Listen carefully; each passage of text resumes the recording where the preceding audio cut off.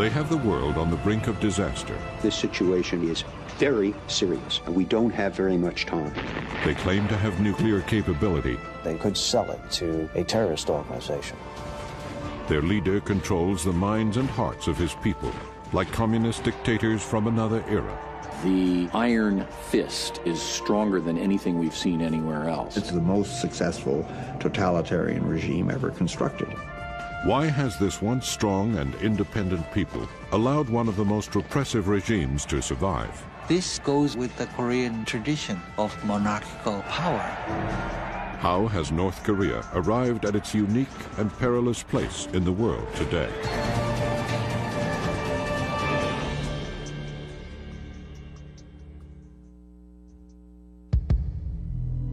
Kim Jong-il, absolute ruler of North Korea, is potentially the most dangerous man in power today.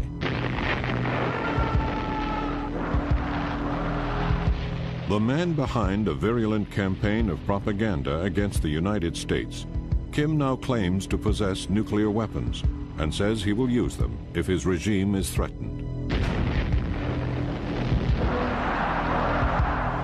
He rules over the most isolated nation on Earth, a country the size of Mississippi, population 22 million. For years, he remained a hidden and mysterious figure. Now he has taken center stage. Yet his true intentions and nature are still open to debate.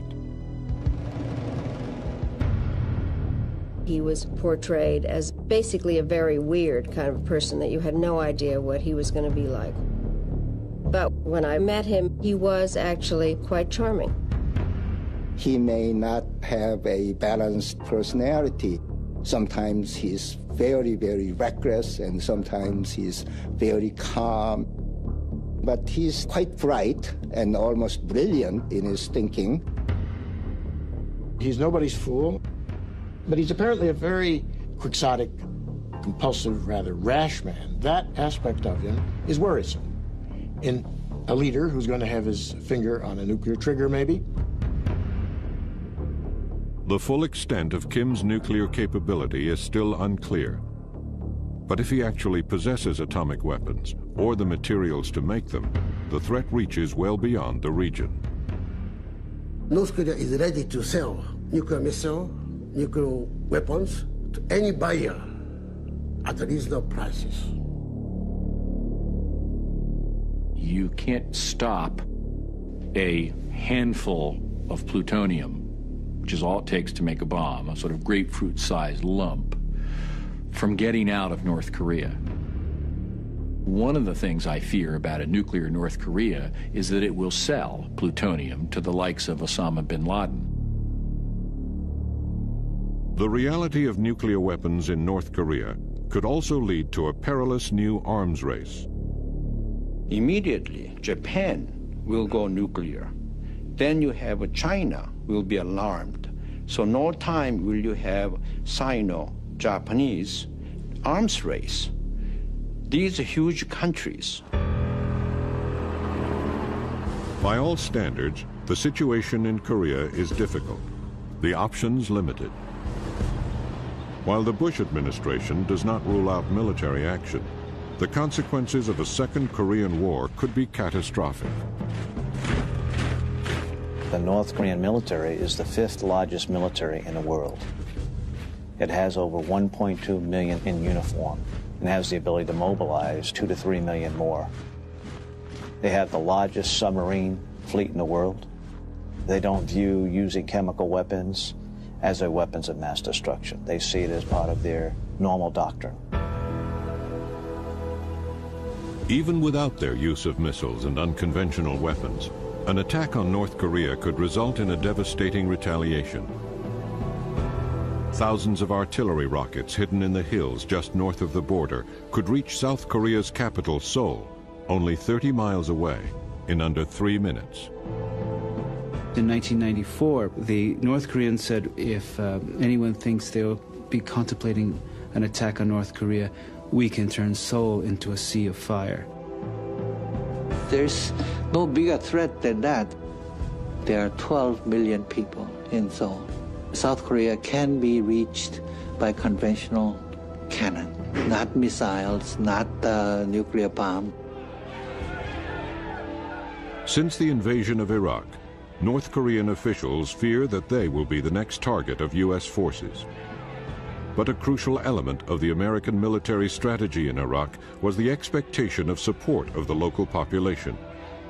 In North Korea, this possibility is highly unlikely. What happened in Baghdad will not happen in North Korea. North Koreans are very well indoctrinated. Despite the enormity of their suffering over the last decade, that included a widespread famine in which more than 1 million people starved to death, the vast majority of North Koreans do not appear to hate their leader. The level of popularity enjoyed by Kim Jong-il is unquestionable. There's no divisiveness within the system. There's no dissension or dissident groups. It would be very difficult for us to replace the regime. Then replace with what? Kim Jong-il has survived into the 21st century, while other old-style communist regimes are long gone. But since its inception, North Korea has always been unique among totalitarian socialist societies. What makes it different, and a key factor in Kim's survival, is his cynical exploitation of deeply rooted cultural traditions to manipulate and control the minds and hearts of his people. The North Korean system that seems so strange to outsiders makes a lot of sense to Koreans because it fits in very well with their traditional worldview, with the history they've come out of and these notions of social hierarchy, reverence for the leader. Those are all things that are reinforced by this cultural identity. To understand how Kim has succeeded in capitalizing on this age-old cultural identity, we must look to the history of the proud and determined people of Korea. For 1,300 years, Korea was a thriving and highly advanced civilization, living in relative peace as an independent and unified nation.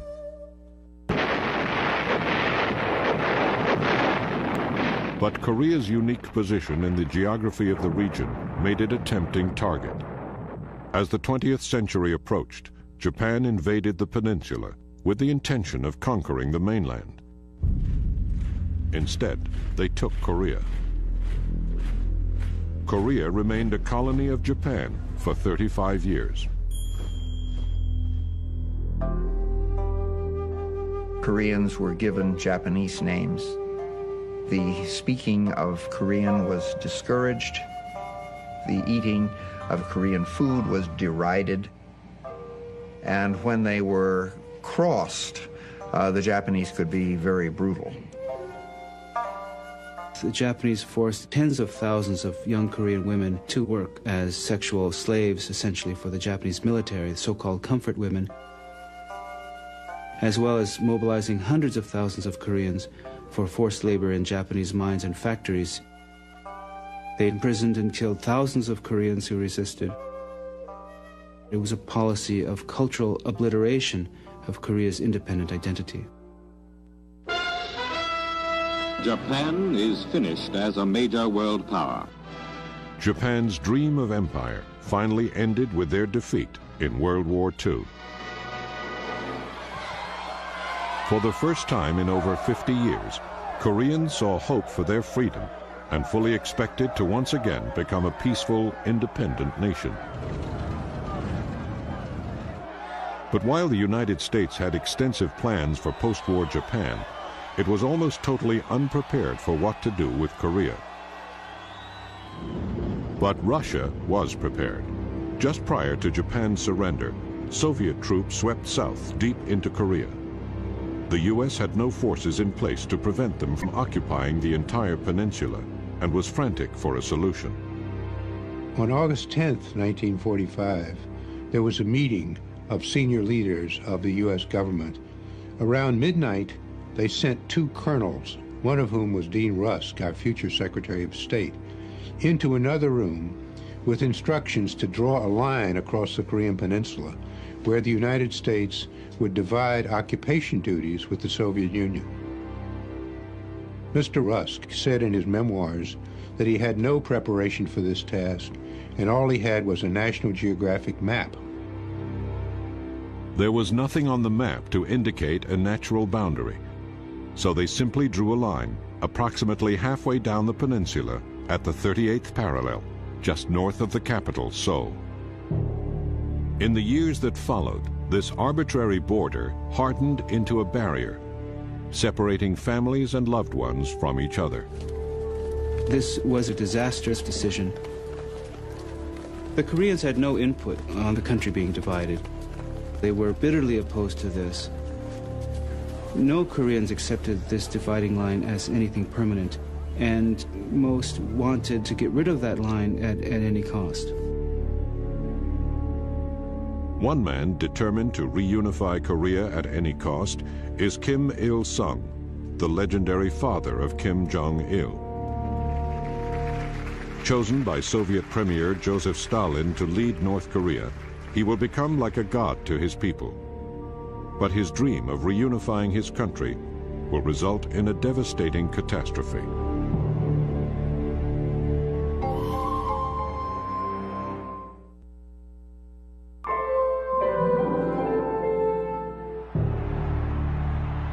Kim Il-sung's unique position among communist dictators after World War II is rooted in his fierce independence and defiant spirit. He begins his career as a guerrilla fighter against the hated Japanese. Kim wasn't just a Soviet stooge like some of the people that Stalin was putting into power in Eastern Europe. He was a genuine nationalist that the Koreans could respect as someone who really spent his whole life up to that point fighting the Japanese. And he did seem to have a certain charisma.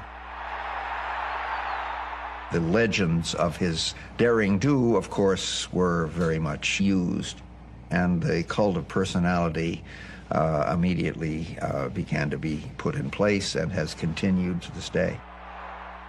The systematic development of Kim's cult of personality depends primarily on a ceaseless campaign of propaganda. It seems as if Kim Il-sung was the sole independence fighter against the Japanese. That Kim Il-sung is a military genius. That's how children are taught. We were told that he crossed the river on a bridge of leaves, and that he threw pine cones, and they turned into grenades. We heard this over and over, and we really believed that. So naturally, we idolized him.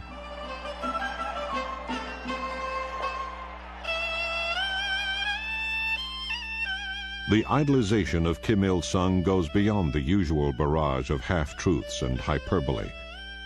Kim enhances his godlike image by exploiting long-held cultural traditions rooted in Confucianism.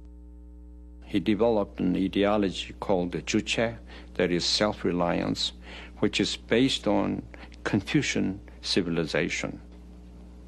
It's Confucian civilization in the sense that you have the family system, and the state is an extended version of the family, and therefore the leader is a father. And North Koreans think that way about their leadership. The leadership they support because they're the parents. And they don't choose their parents. They're simply there. That's what underlies the Juche ideology. Juche uses the kind of organic metaphor of the whole society, the state as a single body, with the head being the leadership and the people being the main body of the society, and that you can't have one without the other. People have to move as one entity. Unlike Marxist-Leninist ideology, this is more spiritual determinism-based doctrine, which is Confucianism. When you have the will, you can move the mountains.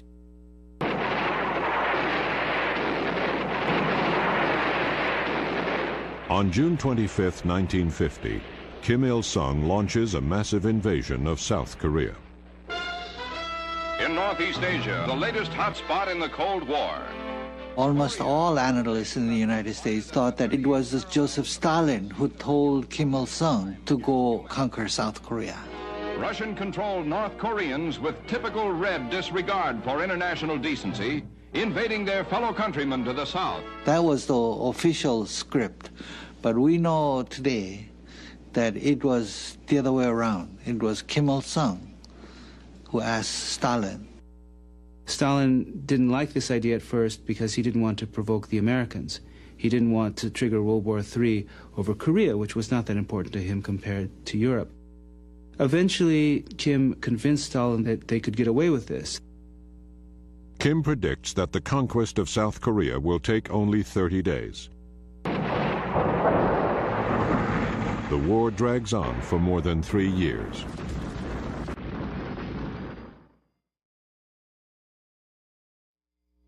The tragedy is still vivid in my mind. I was 15 at the time. It was frightening. All houses burnt down, rubble, block after block, burning, starvation. Everybody living in sheds. When I think of those days, I shrivel. I tremble. When the ceasefire is finally declared in 1953, North Korea has gained nothing. The original border at the 38th parallel is restored. The country is still split in two. Nearly 400,000 South Koreans have died, 37,000 Americans. North Korea and its ally China have lost 1,400,000. The Soviet Union has suffered virtually no casualties. Kim was clearly disappointed at the low level of real military backing that he got from Stalin, and that he never completely overcame.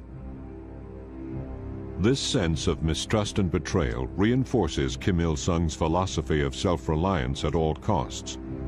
It will guide his actions and those of his son and successor Kim Jong-il for years to come.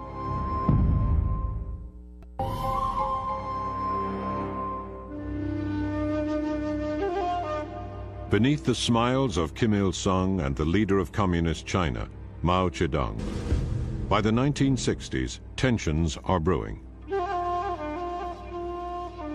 The Chinese wage what they call the Great Cultural Revolution in China, and they come to Korea, and they tell Kim Il-sung that you are a bad communist, you look too fat, and you have so many palaces in the different resort areas, and how can a very frugal communist act in that fashion? Kim Il-sung don't stand for this and kick them out, and recalls the ambassador from China and tell Chinese ambassador to go home. Nobody could tell North Korea what to do. This is the environment in which Kim Il-sung's oldest son, Kim Jong-il, begins his rise to power. His rapid ascension through the ranks culminates in 1980. Kim Il-sung, known to all as Great Leader, officially designates Kim Jong-il as successor. He is now to be known as Dear Leader. Suddenly this myth appears that Kim Jong-il was born on sacred Mount Paektu, a mythical place where the Korean people supposedly originated in the far distant past, and that at the time of his birth, in the middle of February, flowers bloomed, there was a double rainbow in the sky, and the whole world knew that a great new leader had been born. In reality, Kim Jong-il is born in a Russian military camp in the Soviet Union on February 16, 1942. At the end of World War II, he moves with his family to Pyongyang, the new capital of North Korea. Little is known about Kim Jong-il's early life. His first job, at age 22, is in the propaganda section of the party. He made propaganda films, he made musicals, he staged plays. So he's naturally get involved with the actresses. He's been called a playboy, and he likes the women, and he likes to drink, and all the what artists enjoy that he really enjoys. He particularly likes certain genres of films, such as horror films, including the Friday the 13th series, Elizabeth Taylor films, and westerns. At some stage, he decided that the actresses and actors in North Korea were not very good. And so he said, I would like to have Miss Chae, who is one of the more noted actresses in South Korea, here to make movies. And so they kidnapped her. In 1978, Chae Yoon-hee is kidnapped by North Korean agents. When she arrives in North Korea, she is greeted by the dear leader himself. There was a voice. Welcome to North Korea. I am Kim Jong-il. I felt I was now to be killed. I felt as if all my blood fell down to my feet. 6 months later, Miss Chae's husband, the renowned film director Shin Sang-ok, is also kidnapped. Over the next 3 years, they are forced to make films for Kim Jong-il, including a North Korean version of Godzilla. We had money and all kinds of conveniences, but we didn't have freedom. I was 60 then. I couldn't die there. Shin and Chae eventually escape, but the practice of kidnapping becomes an integral part of Kim's strategy for destabilizing his enemies. Between 1977 and 1983, several Japanese citizens vanish without a trace. The North Koreans said we needed Japanese role models so that we could learn from them how to behave like Japanese and how to sound like Japanese when we spoke. The purpose is for North Korean agents to pose as Japanese, thus providing cover and deniability while engaging in acts of sabotage against South Korea. By the mid-1980s, South Korea is the model of a modern capitalist nation. Its booming economy is a constant source of resentment to Kim, whose own economy is on the brink of disaster.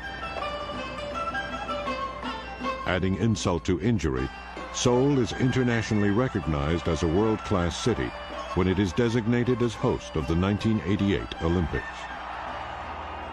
Determined to intimidate participants and disrupt the Games, North Korea turns to its strategy of abduction and sabotage to perpetrate an act of terrorism, allegedly at the direction of Kim Jong-il. 5858 just disappeared. In 1987, 2 North Korean agents posing as Japanese tourists plant a bomb on board a Korean Airlines flight headed to Seoul.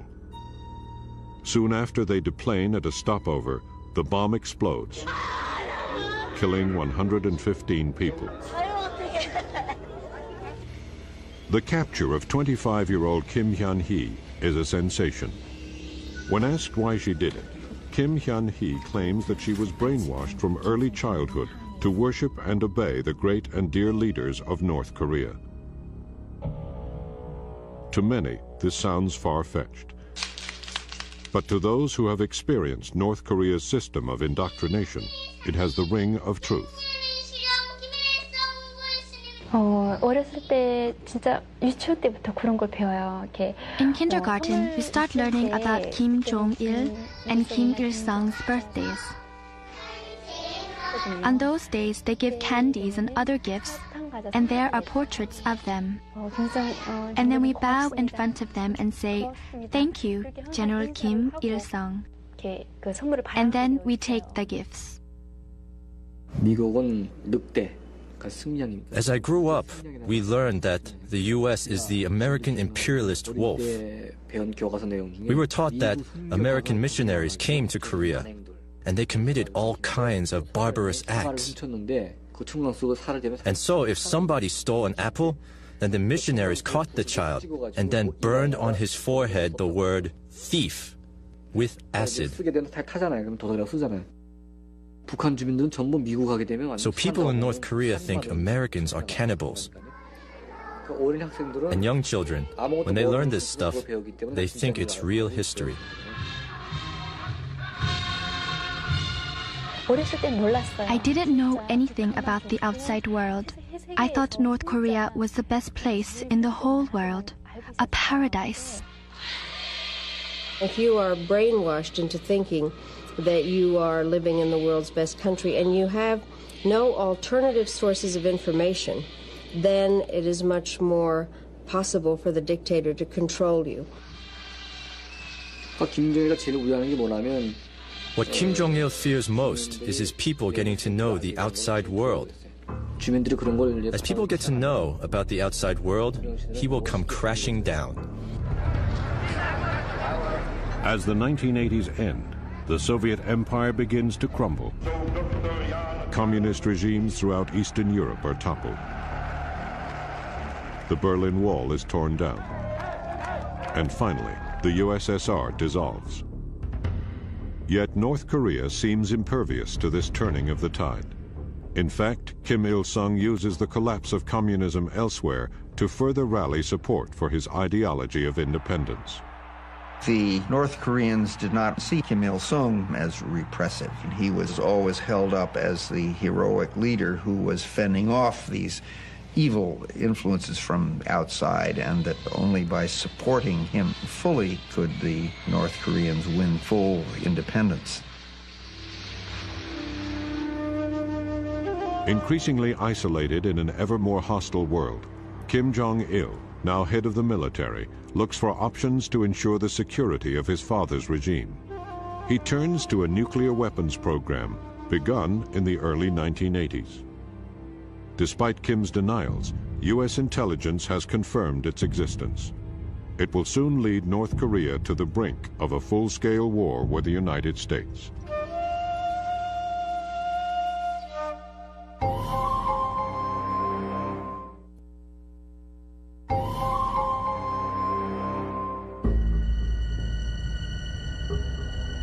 On the morning of June 16, 1994, President Bill Clinton calls together his top advisors for what amounts to a war council. Plans for the deployment of a massive military force to South Korea are on the table. Satellite photos have revealed compelling evidence that North Korea is attempting to build a nuclear bomb. We were preparing for the possibility of war in a very serious way, planning, first of all, for a strike on the nuclear complex, but secondly, for the war that could well have resulted had the North Koreans launched an invasion of South Korea. That all looked very, very real to us at the time. The Cuban Missile Crisis in 1962 is the most dangerous moment the world has seen. I think 1994 is the second. In fact, Secretary of Defense Perry was briefing President Clinton in the Oval Office on a reinforcement plan at the very moment that former President Carter, Jimmy Carter, called President Clinton from Pyongyang and said, "Hold on, I've been talking to Kim Il-sung, and maybe there's some negotiated agreement that could be reached." President Carter has gone to Pyongyang to try to negotiate a diplomatic solution to the crisis. It is now past midnight Friday morning in North Korea. And he appears on CNN to announce his achievement. President Kim Il-sung has committed himself to... Carter saved Clinton's bacon because the Clinton administration had the idea that pressure is the only way you can deal with a problem like this. They had no understanding of North Korean psychology, which is that simply made them more determined to resist the pressure and show that they would not be cowed down by the mighty superpower. Carter has averted a military showdown. In exchange for oil and other sources of energy and the eventual normalization of relations with the United States, the North Koreans agreed to freeze their nuclear program.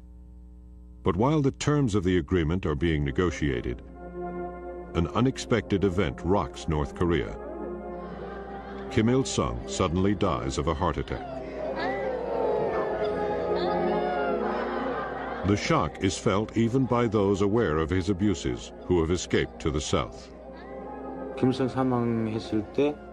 When Kim Il-sung died, I wept. I really mourned. He couldn't believe it. He seemed immortal. Many died from excessive mourning and weeping.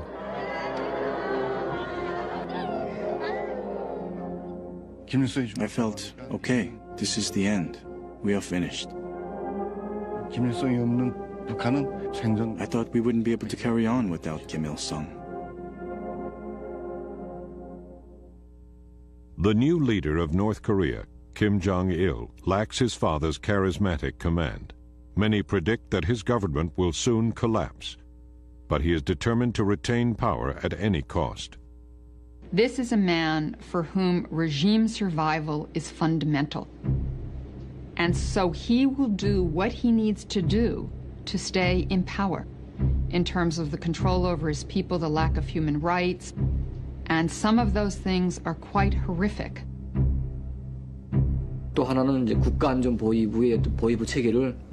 The national security system has been strengthened under Kim Jong-il. The political surveillance expanded. In the past, people were taken away, imprisoned with discretion, but now they just don't care. They openly pick up people and then put them in prison, and they disappear without leaving a trace. Many disappear into a system of prison camps, hidden between the mountains near the northern border. The only known photographs of the prisons themselves are satellite pictures. These sketches were drawn by former prison guard An Myung-cha. I was a prison guard for 8 years, and I saw brutal stuff. Think of Auschwitz during World War II. In Auschwitz, they specialized in killing people fast. In North Korea, they kill them as slowly as possible. They told me that the inmates were political criminals and disloyal, so if they attempted to escape, we could shoot them to death. In 1994, An learns that his father has been overheard criticizing Kim Il-sung. He knows he will have to escape North Korea or face dire consequences. I had done nothing wrong. My father was branded as a traitor, and then he was killed. My mother was also accused of being a traitor and put in prison. My brother was killed too. So I had to escape somehow, even if that meant death. The Duman River marks the border between North Korea and China. It is patrolled by North Korean agents who often shoot to kill people trying to escape. After several attempts, An makes it safely to the other side. Others are not so fortunate. Despite the risks, by the mid-90s, an increasing number of people attempt to flee North Korea, not only because of the growing repression, but primarily because of the country's ever-deepening economic crisis. They're in economic trouble, partly because they don't run their economy very well. But by the mid-90s, you then have a series of natural disasters, floods, etc., that lead to serious famine.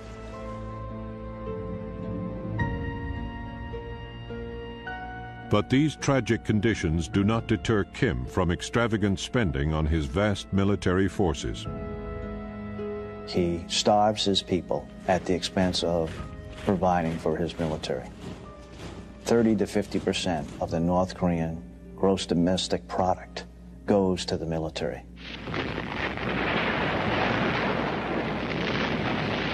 In 1998, North Korea launched a rocket over Japan. It created a huge outcry, not only because it went over Japan, but because, unbeknownst to our analysts in advance, it turned out to be a 3-stage rocket.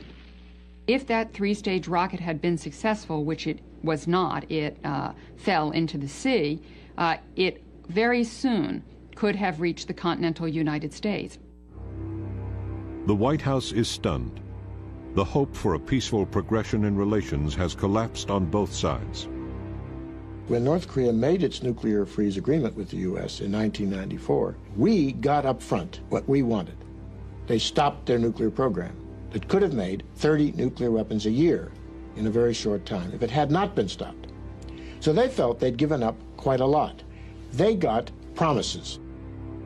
After this agreement was concluded in 1994, the Republicans take over Congress. Clinton faces real opposition to this agreement he's just concluded. You softy, you've just given away the store to North Korea. So Clinton just didn't carry out most of this agreement. And many people in the Clinton administration thought, well, North Korea will collapse anyway. We don't have to carry it out. In the meanwhile, the military men in North Korea are going to Kim Jong-il and saying, you sucker, you've been conned. When Kim launches his long-range missile, Clinton is compelled to rethink U.S. policy towards North Korea. Following South Korea's lead of dialogue with the North, in October 2000, the president sends his Secretary of State, Madeleine Albright, to Pyongyang for direct talks with Kim Jong-il. I went, having been briefed on what kind of a weirdo he was from our own people.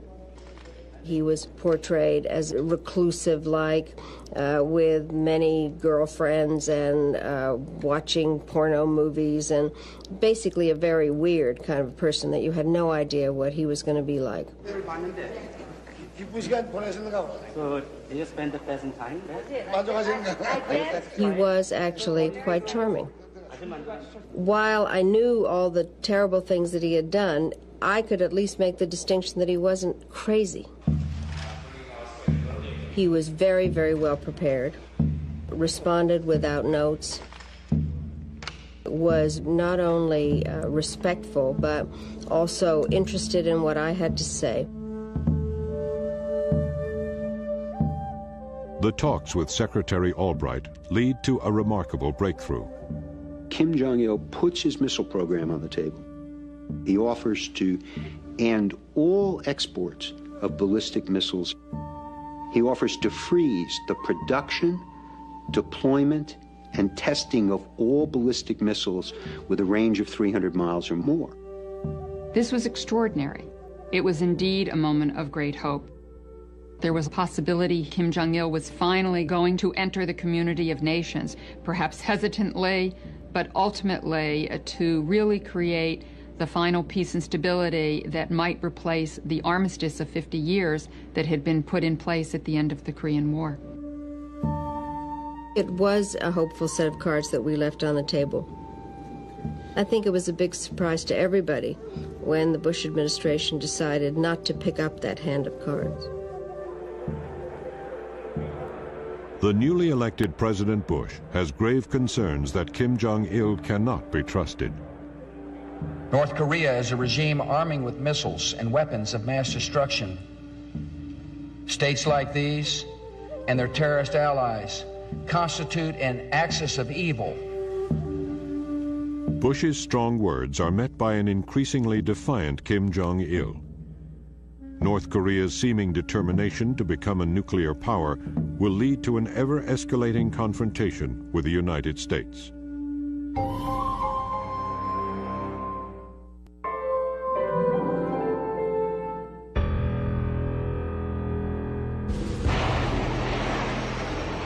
Fearing that he too will be targeted by precision-guided missiles, like those used against Saddam Hussein, Kim Jong-il goes into hiding for 50 days, shortly before the U.S. invasion of Iraq.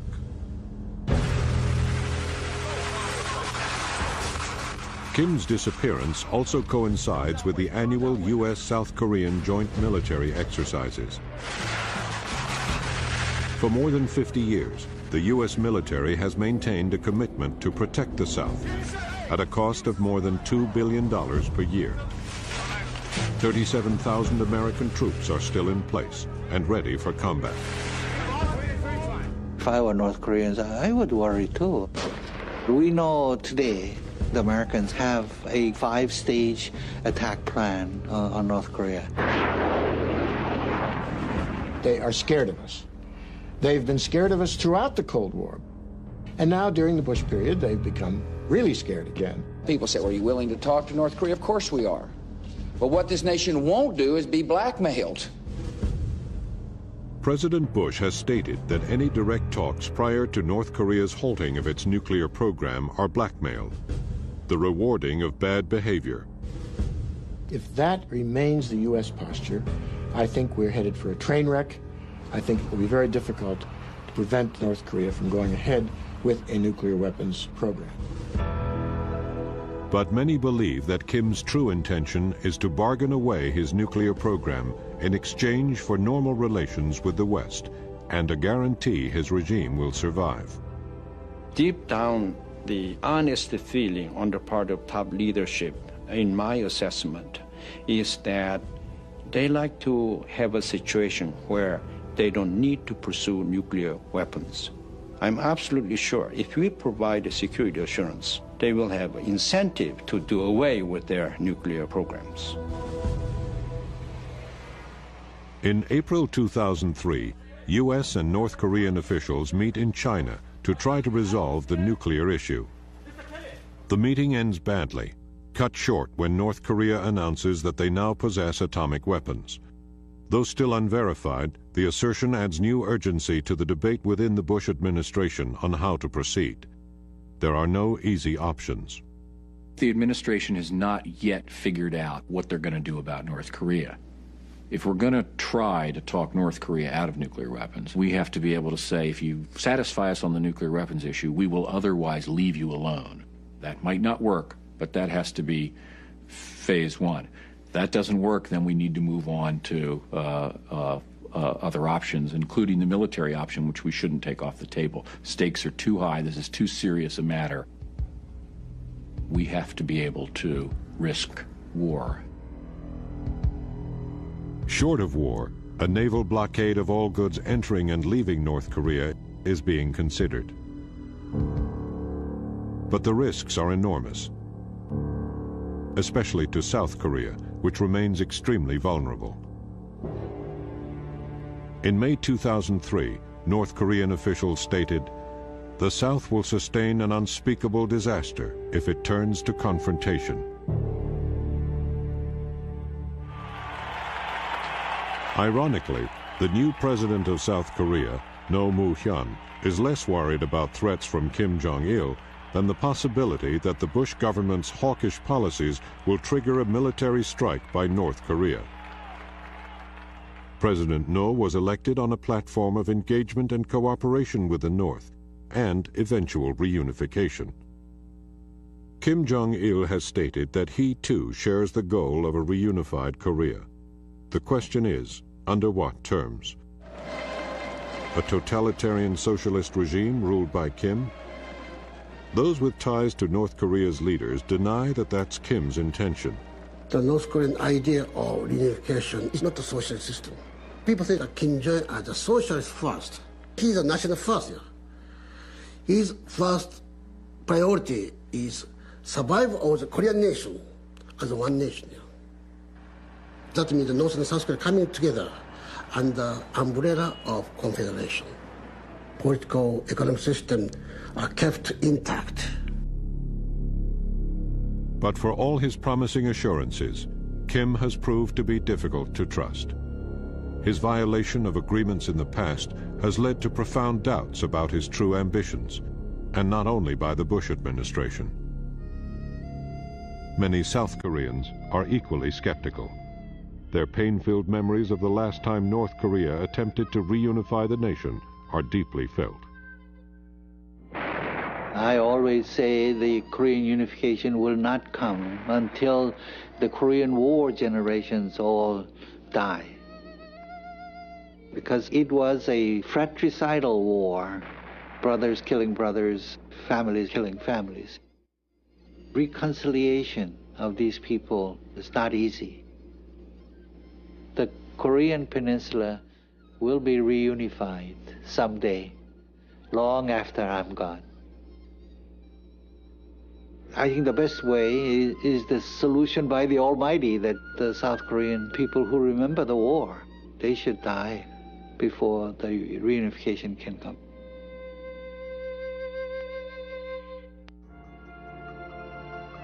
Stay tuned for Page 1, your first look at the front page of tomorrow's New York Times. Then, relive the early months of the Korean War, when General MacArthur's daring invasion turned the tables for American and UN troops. Our Time in Hell, the Korean War, next. vast majority of North Koreans do not appear to hate their leader. The level of popularity enjoyed by Kim Jong-il is unquestionable. There's no divisiveness within the system. There's no dissension or dissident groups.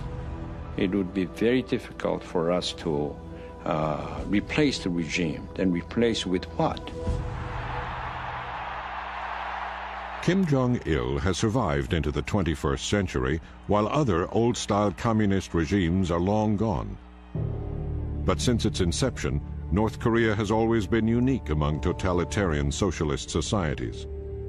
What makes it different, and a key factor in Kim's survival, is his cynical exploitation of deeply rooted cultural traditions to manipulate and control the minds and hearts of his people.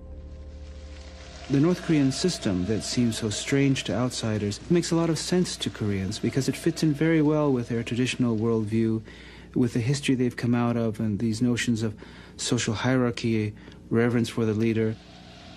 Those are all things that are reinforced by this cultural identity. To understand how Kim has succeeded in capitalizing on this age-old cultural identity, we must look to the history of the proud and determined people of Korea. Even without their use of missiles and unconventional weapons, an attack on North Korea could result in a devastating retaliation. Thousands of artillery rockets hidden in the hills just north of the border could reach South Korea's capital, Seoul, only 30 miles away, in under 3 minutes. In 1994, the North Koreans said if anyone thinks they'll be contemplating an attack on North Korea, we can turn Seoul into a sea of fire. There's no bigger threat than that.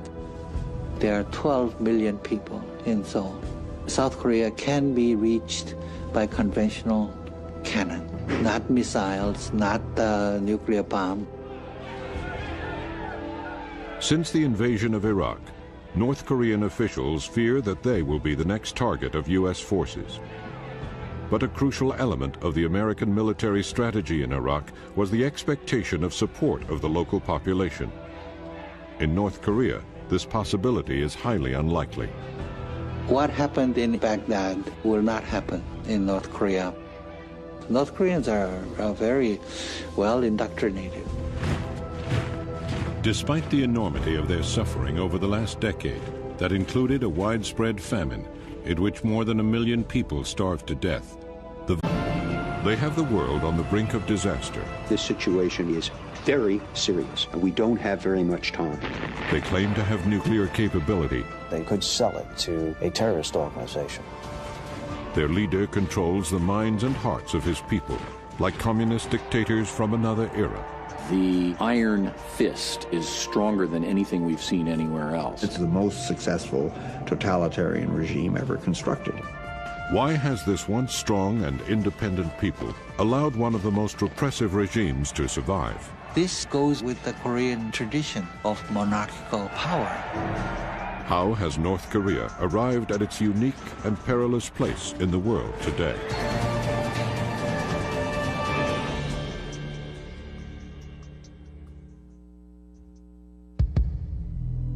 Kim Jong-il, absolute ruler of North Korea, is potentially the most dangerous man in power today.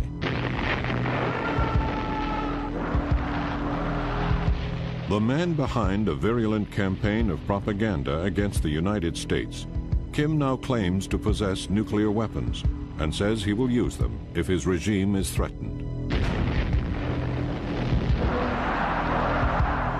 He rules over the most isolated nation on earth, a country the size of Mississippi, population 22 million. For years, he remained a hidden and mysterious figure. Now he has taken center stage. Yet his true intentions and nature are still open to debate. He was portrayed as basically a very weird kind of person that you had no idea what he was going to be like. But when I met him, he was actually quite charming. He may not have a balanced personality. Sometimes he's very, very reckless, and sometimes he's very calm. But he's quite bright and almost brilliant in his thinking. He's nobody's fool, but he's apparently a very quixotic, compulsive, rather rash man. That aspect of him is worrisome in a leader who's going to have his finger on a nuclear trigger, maybe. The full extent of Kim's nuclear capability is still unclear. But if he actually possesses atomic weapons or the materials to make them, the threat reaches well beyond the region. North Korea is ready to sell nuclear missile, nuclear weapons to any buyer at reasonable prices. You can't stop a handful of plutonium, which is all it takes to make a bomb, a sort of grapefruit-sized lump, from getting out of North Korea. One of the things I fear about a nuclear North Korea is that it will sell plutonium to the likes of Osama bin Laden.